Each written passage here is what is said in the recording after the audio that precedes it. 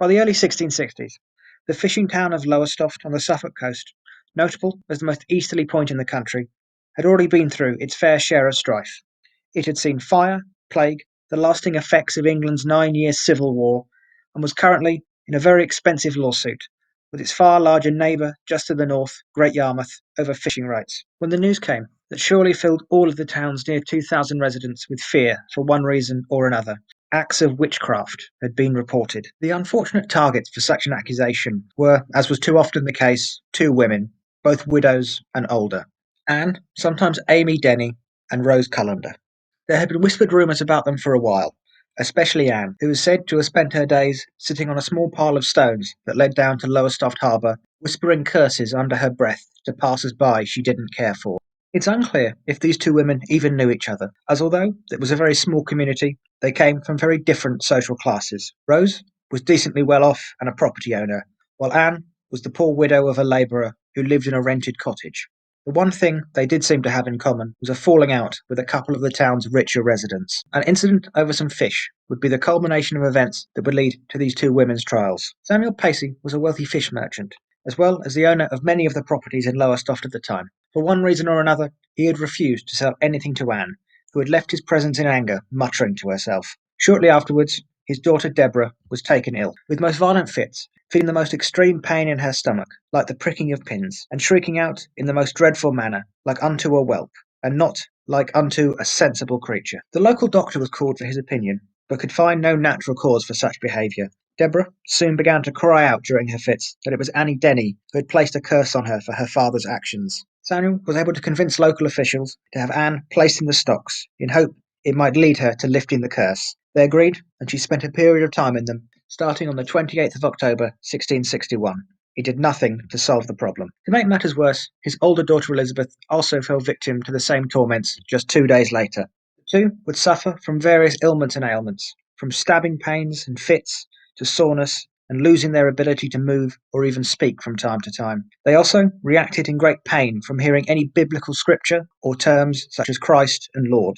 After about 2 months of this, the sisters reported rather distressing news to their father that Anne was not working alone to curse them. They claimed that both her and Rose Cullender would appear to them frequently, holding their fists at them, threatening that if they related either what they saw or heard, they would torment them 10 times more than ever they did before. The accusations against Anne and Rose by the Parsi family opened up the floodgates for others in the community who claimed they had fallen victim to this pair's evil. And over the next few months, more and more unfounded stories were reported, from bewitching carts causing them to crash, to the collapse of chimneys, and a particularly bad infestation of lice all laid at their door. Among them was a woman named Dorothy Durrant, who blamed a curse from Anne Denny for the death of her 10-year-old daughter and the near death of her infant son, William. They were arrested under the 1603 Witchcraft Act and subjected to the humiliation of a search for witches' or devil's marks. Stripped naked and searched from head to toe by a group of 6 matrons. These marks could be anything, ranging from scars or any spot or blemish that was deemed unnatural or uncommon. As you can imagine, something was found more often than not, and this case was not an exception. They were taken to Bury St Edmund's Gaol, where they were to be held until the next assizes, a type of temporary court that was held a few times a year. The trial they were about to face can't really be compared to those of today. Many of the laws we take for granted had yet to be established. Testimony could be taken from anyone, and even children were permitted to take the stand, and there was no provision that the accused should have counsel, so many of them stood undefended. The trial began on the 10th of March, 1662. They faced 13 charges of bewitching. The courtroom was packed. Many had made the 50-mile journey from Lowestoft to see what would happen to the witches they blamed for much of their misery, as well as many locals from Bury St Edmunds itself had come along to see the trial. By now, the apparent curse had spread to affect 3 other girls from Lowestoft, all friends of the Parsi sisters: Anne Durrant, Jane Bocking, and Susan Chandler, all aged between 14 and 21. All 3 were present in the courtroom when the curse began to affect them again.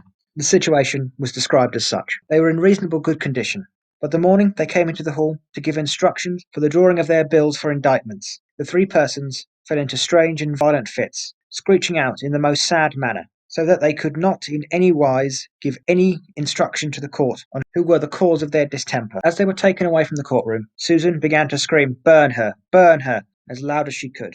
After some time the 3 recovered, but they had all seemingly been rendered mute by their violent fits. The first to speak at the trial was Dorothy Durrant, who told of her belief that it was Anne Denny who had murdered her daughter and caused the near death of her son some 4 years before. She offered no explanation of why she had waited so long to tell of such a serious accusation. It had all started when young William fell sick with symptoms she described as similar to those of the Lowestoft girls, and no matter what doctors did, he showed no signs of recovery, and grew closer to death each day. In desperation, she went to a Dr. Jacobs in Great Yarmouth, who suspected that black magic had been used. He instructed Dorothy to place William's blanket over the fire and burn everything that fell out of it. It was during this process that she says a large toad fell from the blanket, and after being caught, was thrown into the fire and exploded in a bright flash. The following day, Dorothy was told by a relative of Anne Denny that she had been found badly burnt that morning. The next time Anne and Dorothy met, Anne cursed her for her actions, telling her that she would outlive some of her children and she would be forced to live her life on crutches. William's health improved, but her daughter, Elizabeth, rapidly fell ill and died, but not before claiming she saw the spectre of Anne.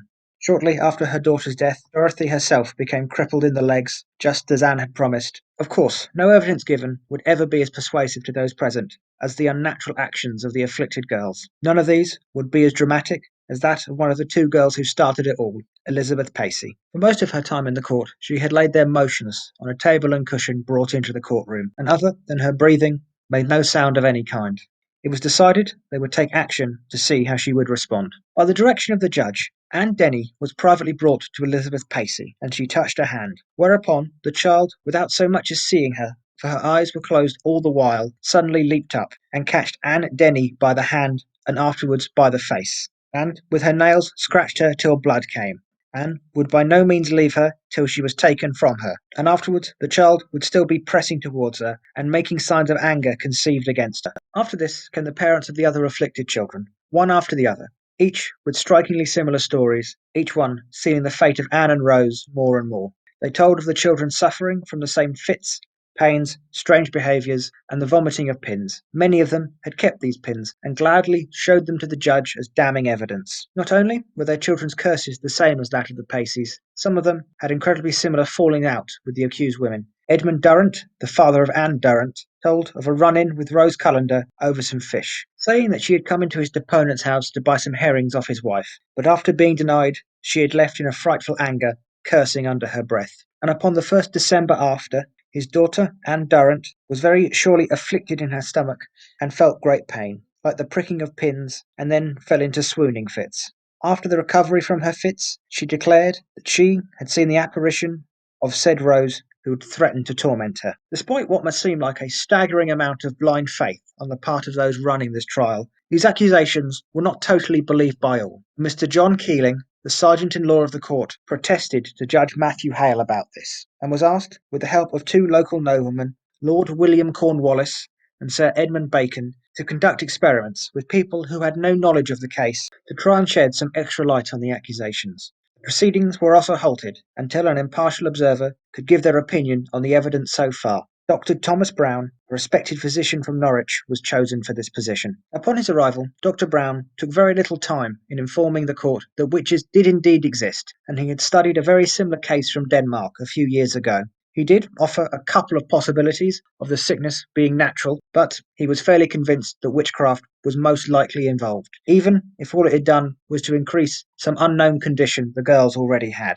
With the word of such a learned man given, the court had little need to doubt the information they'd been given, all except John Keeling, who pointed out that under such conditions, anyone could be a witch and any form of illness could be a curse. He demanded more experiments be done.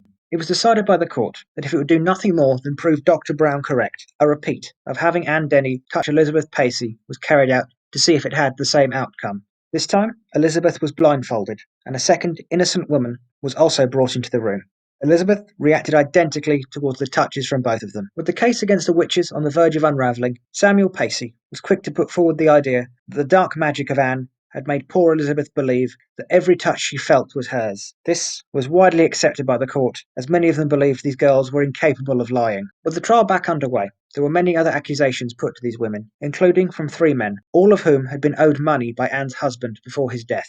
It must also be noted that one of these men was a close relation to Samuel and Elizabeth Pacey. Once again, the court sat and listened to tale after tale of misfortune and disaster, all blamed on these two. John Soame told of the day his 3 carts were bewitched and unusable, costing him work. Robert Sheringham laid the blame on the pair, for the loss of several pigs, cows, and horses, his own developing lameness, and even his lice problem. Anne Sanderwell included a disagreement she had with Anne that led to the death of some geese in her deposition, as well as the story of a barrel of fish she had just brought falling into the sea. And who else but a witch could be responsible for something like that? Anne was even blamed for the collapse of her landlord's chimney because she had told his wife she thought it looked close to falling. During the length of this trial, other than making the opening statements that they were not guilty, neither Anne nor Rose made any attempt to defend themselves. They knew their fates were sealed. With all the evidence now heard, the jury was sent away to decide their verdict, being told it was their duty to decide two things. One, if the girls were really bewitched, and two, if it was Anne and Rose who had done it. For the question of the existence of witches was unquestionable, both in the eyes of God